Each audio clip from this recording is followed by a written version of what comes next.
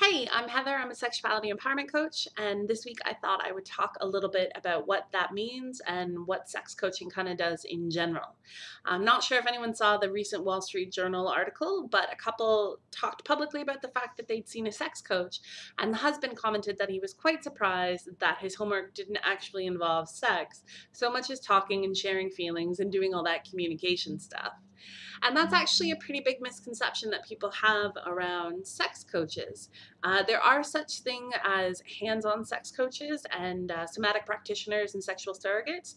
That's not quite the same thing as what I do as a sexuality empowerment coach. Uh, my practice and people who practice like me are very talk focused. So we're going to sit down and help you devote time to figuring out, how to get the sex life you want and what you actually want your sexuality to look like, what sexual success means to you, and how you can achieve that. So sometimes that means working through the guilt and shame if you have any issues that you kind of like brought with you to your current sexual life. And there's no shame in that, right? We all do. We all come to where we're at today wearing and carrying the marks of yesterday, right? And sometimes we need to put things to bed before we can move forward. Sometimes I work with people around their scripts. The things that are playing in your head when you think about doing something.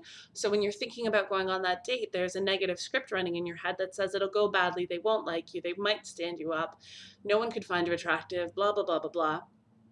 Maybe you're thinking of approaching someone, but you fear rejection so much. That's automatically the script that plays in your head.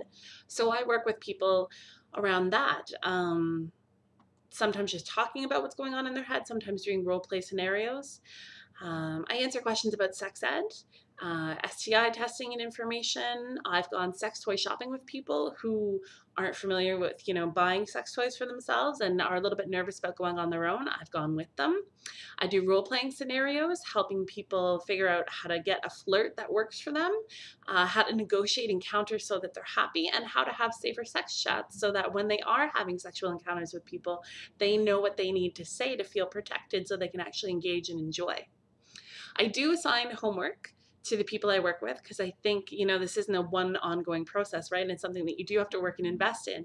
But my homework never actually involves sex. I don't think it's appropriate for me to tell people that they should go out and have sex. I think the decision to have sex is super personal and I want it to be something that you are really consenting to. So when I assign homework, it might be sexy or sexual. Sometimes I've assigned cuddling dates or telling people to go out and flirt with, 5 people and no consequence flirting. Um, Sometimes kissing with no, below the belt or under the clothing contact.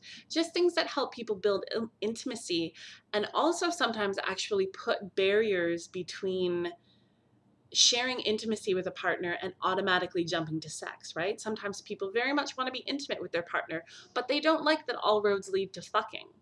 So that's the whole kind of homework I assign. And actually, if you're interested in checking out sexuality coaching, sexuality empowerment coaching, sex coaching, whatever you want to call it, I actually do have 20 minutes free that I offer to new clients. So I'll link that information below. And if you have any questions for me, feel free to get in touch. Talk to you next week.